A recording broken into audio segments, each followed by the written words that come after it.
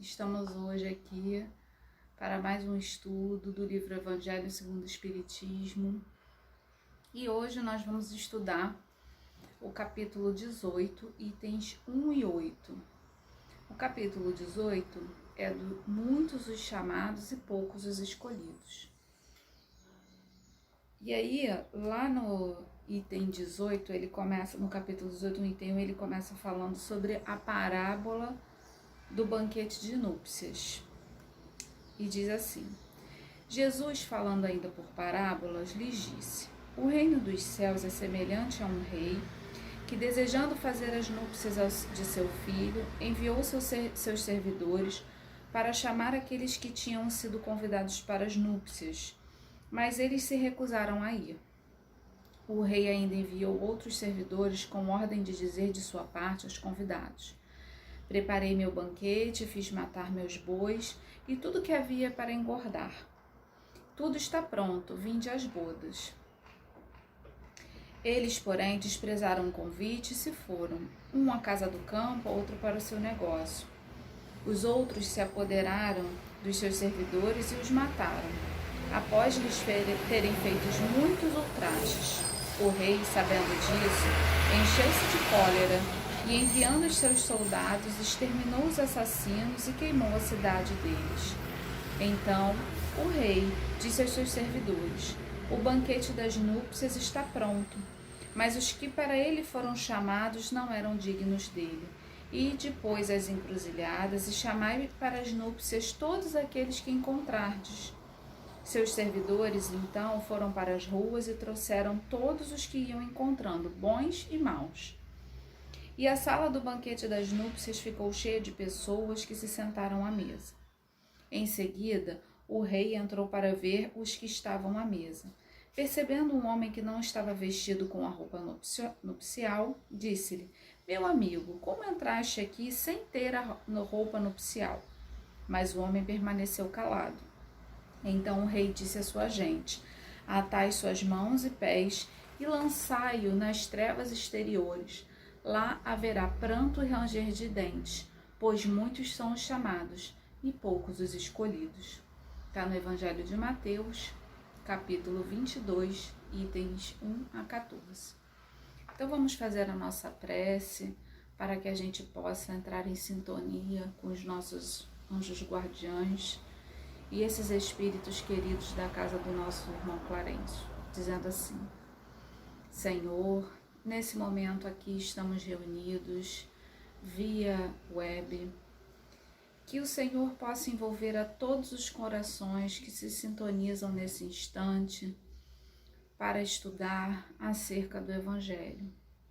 Que os nossos guias e protetores espirituais nos fortaleçam o ambiente em que nos encontramos, para que o estudo desses breves minutos transcorram na maior tranquilidade e que nossos corações e pensamentos sejam tocados acerca do Evangelho. Fica conosco, Senhor, e damos por iniciada esse breve estudo do Evangelho. Eu gosto de dizer, que a gente não faz palestra, a gente faz uma conversa, porque tem maravilhosas palestras aí na internet e a gente aqui só está conversando. Mas a gente pode ajudar a casa do irmão Clarencio. Hoje eu estou aqui gravando da minha casa, porque a gente teve um probleminha aí durante a semana na casa. E a gente pode ajudar a casa curtindo o vídeo, os outros vídeos também, se inscrevendo aqui no canal da casa do irmão Clarencio, porque a gente vai estar sempre envolvido em tudo que está sendo publicado em termos de divulgação doutrinária. Nós temos também as redes sociais, que é o Instagram, Clarencio Seik, então vocês podem curtir também. E aí a gente vai estar nesse momento de pandemia, nessa excepcionalidade, tendo esse contato virtual mais próximo. Mas vamos aqui à nossa conversa sobre muitos os chamados e poucos os escolhidos. Eu confesso que antes de eu ser espírita, quando eu lia esse tipo de parábola, eu achava assim extremamente difícil de entender, porque se a gente pega a historinha aqui, né? E aí o rei fez uma festa, matou o boi, engordou, fez aquele festão, chamou seus convidados e os convidados o desprezaram. Aí ele vai lá e manda chamar qualquer um na rua. Chega um homem que não está vestido adequadamente na visão do rei. E aí ele vai e manda, né? É bem forte, né? Atai suas mãos e pés e lançai-o nas trevas exteriores. Lá haverá pranto e ranger de dentes, pois muitos são chamados e poucos escolhidos. Quando a gente não tem, né, a claridade do evangelho, a gente não vai entender isso aqui. A gente vai achar, inclusive, que esse rei vai estar assim, sendo extremamente rígido, já que ele foi desprezado e, mesmo sendo desprezado, mandou chamar todo mundo, e todo mundo que ele chamou lá, não vai, nem todo mundo tá vestido com a roupa. Mas quando a gente começa a ler a explicação dos Espíritos, né, que é o item 2, e vale muito a pena quem tiver aí com o Evangelho em casa fazer a leitura desse item 2, porque ele vai explicando o que significa cada alegoria dentro dessa parábola, né? Jesus, em vários momentos do Evangelho, ele fala que ele não veio dizer tudo, ele não poderia dizer tudo que ele queria, que depois ele iria mandar um Consolador prometido. E os próprios Espíritos, né, que esse Consolador prometido é o Espiritismo, e os próprios Espíritos também, principalmente no o livro dos Espíritos, eles também falam muito que a gente não tem inteligência suficiente para aprender certos conceitos. Então a gente já sabe que o nosso grau de maturidade intelectual e emocional e de conhecimento também ainda é muito pueril para entender as coisas assim na sua maior profundidade. Então, mas assim, a palavra ela precisava chegar a todo mundo. Então, qual foi a forma que Jesus escolhia para fazer com que essa palavra chegasse a todo mundo? Contando histórias, né? Jesus era um grande contador de histórias. Mas se a gente fosse analisar essas histórias na sua profundidade, se a gente fosse analisar essas histórias lá no pano de fundo, que estava nas entrelinhas, a gente ia ver a profundidade de cada uma delas. E essa daqui, essa parábola das núpcias, né? Parábola do banquete das núpcias, é uma parábola dessas, em que, se a gente tem um olhar desatento sobre o estudo, sobre a parábola, a gente vai achar até injusto, a gente vai achar até uma soberba muito grande desse rei. Mas quando a gente vai olhando a história por trás e a explicação dos Espíritos, a gente vai entendendo. Bom, então, aqui na explicação dos Espíritos, no item 2, Kardec vai dizer assim, ó: nessa parábola, Jesus compara o reino dos céus, onde tudo é alegria e felicidade, à festa das núpcias. Primeiro, para os primeiros colocados, ele faz alusão aos hebreus. Os enviados do rei são profetas, que vieram convidá-los para seguir o caminho da verdadeira felicidade, mas as suas palavras foram pouco ouvidas, suas advertências desprezadas. Muitos foram mesmo massacrados, como os servidores da parábola. Então, essa primeira leva, né, do convite, que foi desprezado, né, como ele fala aqui, ó, o rei enviou seus servidores para chamar aqueles que tinham sido convidados para as núpcias. Então, os servidores são os profetas do Velho Testamento, a gente encontra lá em abundância. É muito importante a gente estudar os testamentos, né? Tanto o Antigo Testamento quanto o Novo Testamento, para a gente poder entender que todas essas histórias, elas estão encadeadas, elas não estão soltas. Então, esses servidores são esses profetas do Antigo Testamento. E convidou-os para as núpcias e eles se recusaram a ir. Quem se recusou a ir? Os hebreus, conforme Kardec está nos explicando aqui. Os convidados que não foram ao banquete, alegando a atenção que tinham que dar aos seus campos e aos seus negócios, simbolizam as pessoas mundanas, que absorvidas pelas coisas terrestres, são indiferentes para as coisas celestes. E aí vocês, né, podem perceber aí alguma similaridade, algum comportamento assim que coincide com o que a gente está vivendo hoje, né? Nós estamos vivendo um período de pandemia, é um período que está nos ensinando a sermos mais fraternos, a sermos solidários, a entender que a gente não pode agir por conta própria sem desconsiderar o outro, né? Nós estamos entrando aí numa segunda onda da contaminação e no último final de semana as festas, os encontros foram assim muito lotados, né? Principalmente de jovens. E aí não é uma questão de conhecimento ou de classe social, não, porque esses eventos estão acontecendo tanto pela população mais rica, mais instruída, quanto a população mais pobre, menos instruída. Então isso não é uma questão de você saber ou não, é uma questão de consciência individual mesmo. Então, a pandemia, ela está trazendo a grande lição do seguinte, olha só, estamos todos conectados. Eu não posso sair à rua sem os devidos cuidados de usar máscara, de estar sempre passando um álcool em gel na mão. Por quê? Porque quando eu chegar em casa, eu vou levar para quem mora junto comigo aquele vírus. E aí muitas vezes é um idoso, muitas vezes é uma pessoa que tem aí alguma questão relacionada à doença do corpo mesmo, como diabetes, hipertensão e tudo mais, e que se torna um agente de risco, né? Então, assim, eu não posso mais pensar só em mim, é o que ele está dizendo aqui. E olha, que essa história aqui já tem mais de 2.000 anos, né? Ele está se referindo a um passado de 4.000. E Jesus contou a 2.000. Se passaram 2.000 anos, a gente está repetindo os mesmos comportamentos. Vamos ficar atentos. Então, as pessoas que são absorvidas pelas coisas terrestres são indiferentes das coisas celestes. Você ser atencioso com as coisas celestes não quer dizer que você vai ser um monge, vai ser aquela pessoa que vai abandonar tudo, vai viver dentro de uma casa espírita, do monastério, ou de qualquer religião que seja. Não é isso, não. É você vivenciar com ética, com responsabilidade, tudo aquilo que você aprendeu, né?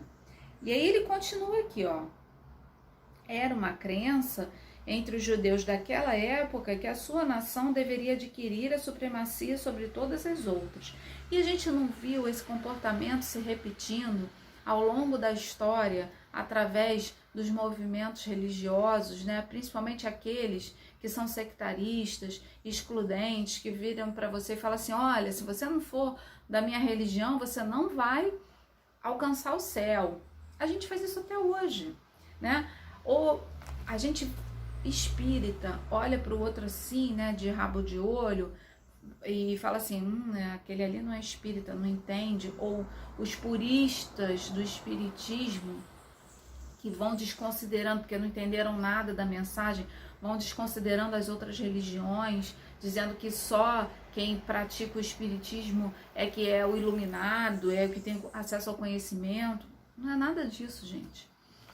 O espiritismo, ele é mais um dos caminhos para se chegar ao conhecimento, à comunhão divina. Tanto é que Kardec é muito claro lá no livro que é o Espiritismo, que é um livro que também a gente deve olhar e ler com cuidado, quando ele fala o seguinte: a doutrina espírita, ela não veio para aqueles que já têm a sua fé consolidada, ela veio para aqueles que têm a sua fé vacilante ou aqueles que querem mudar de vida, que querem entender outra coisa.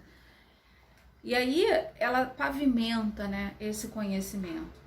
Então, no nosso nível evolutivo, a gente ainda vai ter muitas religiões, inclusive as não cristãs, e que vão levar ao mesmo caminho.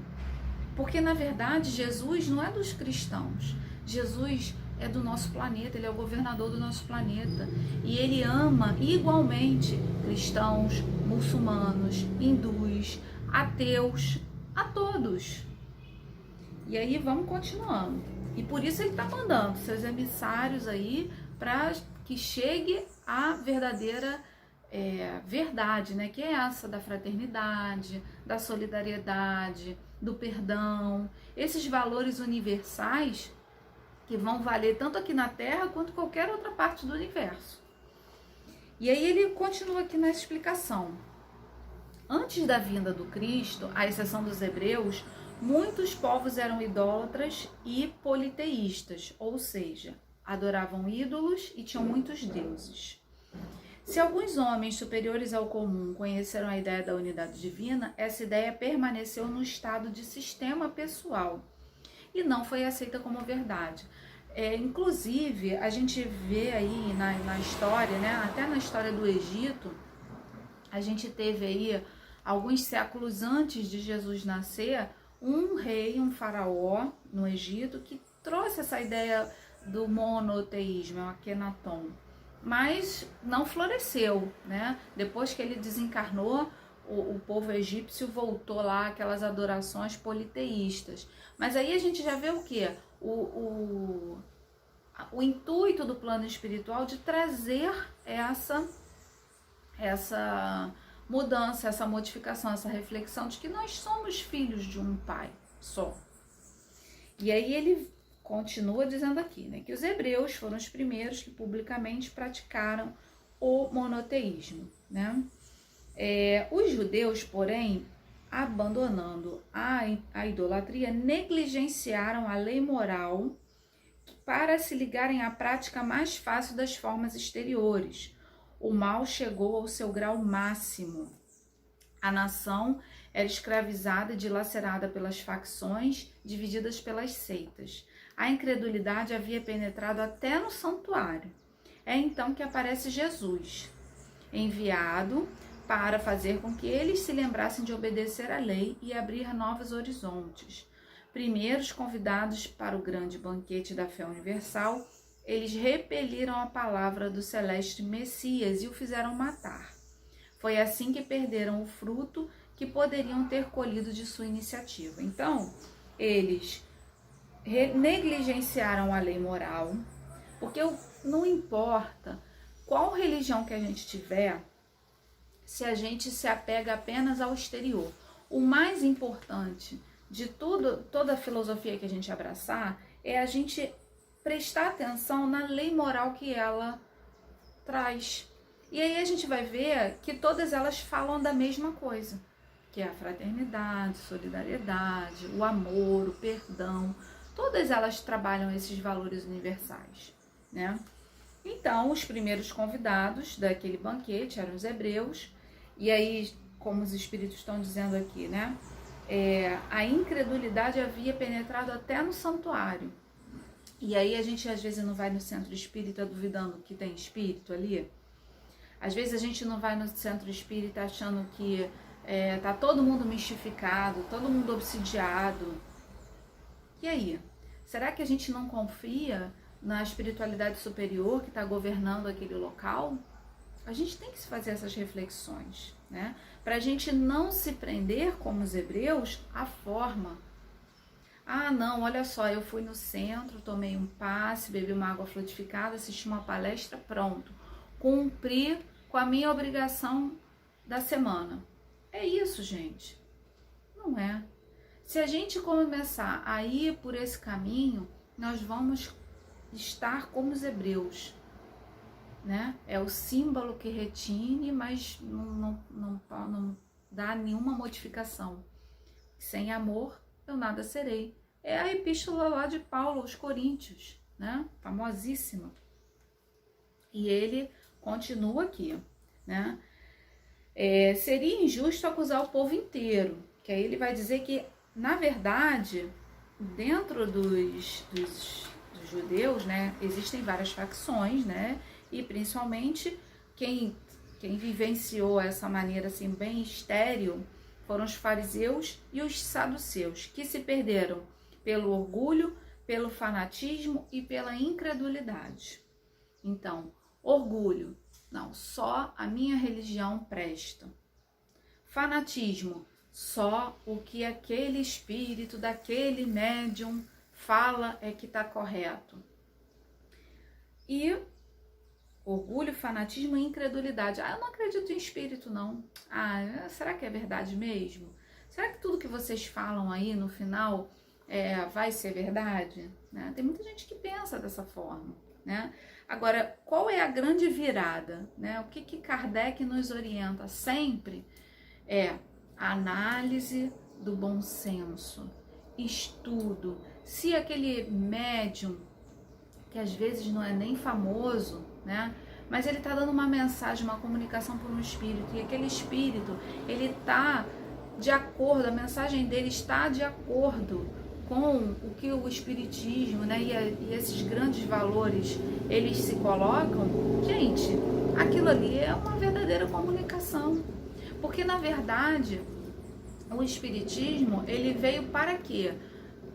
Pululando em vários, né, mensagens em vários locais, para que o conhecimento não estivesse na mão de pouco, dos iniciados lá dessas religiões mais antigas.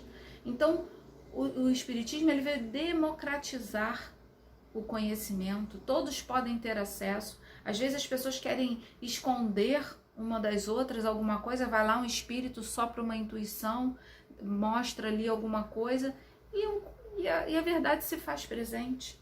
Então, essa é a característica do espiritismo, é a universalidade, né? E a gente tem que estar sempre passando o crivo da razão e do bom senso em tudo que a gente escuta. Não importa, pode ser um espírita que tem aí 80 anos de caminhada no espiritismo.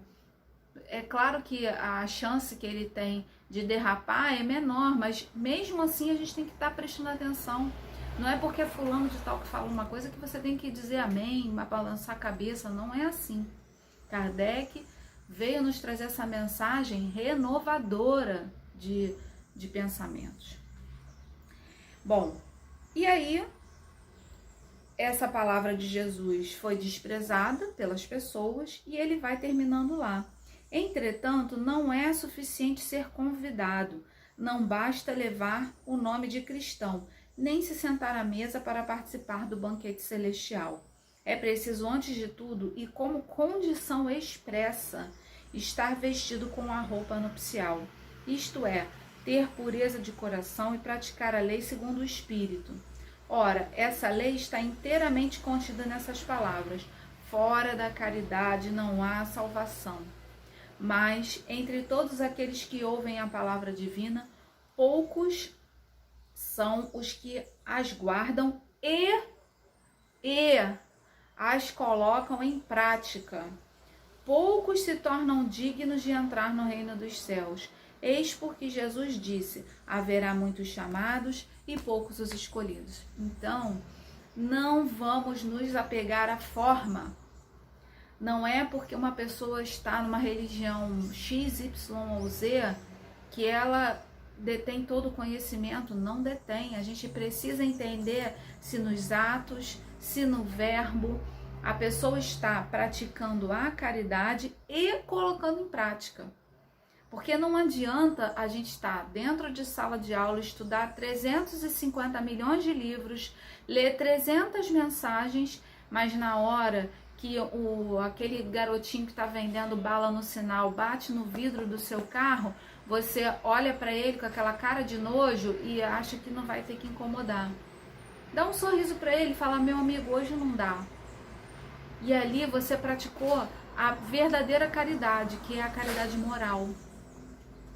Porque a caridade, conforme o estudo da caridade aqui no Evangelho mesmo, ela é de dois jeitos: a caridade material e a caridade moral. Nós hoje ainda somos muito dependentes da caridade material. Inclusive, a Casa Espírita é um grande campo de oportunidade. Nós estamos chegando aí ao Natal. A gente já está fazendo o recolhimento dos alimentos, das contribuições, das doações para montar as cestas de Natal. No sábado passado, nós distribuímos 127 cestas básicas, para a gente ter noção de como a situação ela está aí demandando da nossa caridade material, né? No início do ano a gente distribuía 20, agora a gente já está em 127. E agora no Natal a gente também provavelmente deve aumentar o número de famílias e a gente vai precisar de mais recursos. Então, caridade material é fácil. A gente está aí com um amplo campo de trabalho e de oportunidades para a gente trabalhar, né? Mas precisamos, mais do que a caridade material, praticar a caridade moral. E como é essa prática da caridade moral? É o entendimento, é um sorriso, é escutar um amigo, é muitas vezes escutar uma ofensa e não dizer nada, guardar para si, não entrar em conflito, né? Pedindo a Deus que aquilo seja desfeito, que aquela situação seja organizada. Então, não basta a gente conhecer, a gente precisa praticar. E eu acho que esse é o grande diferencial do espiritismo para outras religiões, né? Embora isso esteja contido nas outras religiões também, mas não de uma forma tão clara, né? Se a gente ficar preso à letra da palavra do Evangelho e não sair para o mundo, e em qualquer oportunidade que a gente encontrar pela frente, a gente se colocar aberto para ajudar, para amar, para colocar essa caridade moral em prática, nada disso terá valido. E aí é o que ele termina a palavra a dizer: muitos serão chamados e poucos os escolhidos, né? Porque não basta, não é uma questão de escolha de um pai, eu vou escolher você porque você é bonitinho, porque eu gosto mais de você, porque você fala o que eu gosto de ouvir. Não é isso. Mas a gente marca em nós, cada vez que a gente emite um pensamento, cada vez que a gente emite uma prece, cada vez que a gente se coloca aberto para ser instrumento, né, da paz do Cristo, a gente vai trajando, a gente vai plasmando no nosso corpo espiritual essa veste nupcial. Porque é isso, é para isso que nós estamos aqui. É para que a gente aprenda a vestir uma roupa adequada às bodas, né? E que nós possamos chegar e construir um belo traje nupcial para que a gente possa chegar lá no plano espiritual no final da nossa jornada terrena e nos sentirmos abraçados, né, por esses espíritos tão bondosos que nos acolhem, que nos sustentam e que nos deixam aí, não nos deixam na mão, né? Estão aí o tempo todo conosco. Então, meus amigos, são essas breves reflexões acerca desses itens aqui que a gente tinha para conversar e que a paz do Senhor continue, né, envolvendo os nossos corações. Então, vamos à prece. Jesus querido, Espíritos amados, pedimos a permissão para encerrarmos esse breve comentário do Evangelho. Envolva esses lares que aqui ouvem essa mensagem, envolva o nosso planeta, as equipes médicas, os líderes mundiais e toda a humanidade, para que possamos vencer juntos e com muito amor em nossos corações essa situação tão difícil e desafiadora que se coloca, na certeza de que nunca somos abandonados. Pedimos a permissão para encerrar esses breves momentos de reflexão. Que assim possa ser, graças a Deus. Muita paz, muita alegria, usem máscara, álcool, cuidem-se. Daqui a pouco estaremos juntos. Que assim possa ser, graças a Deus.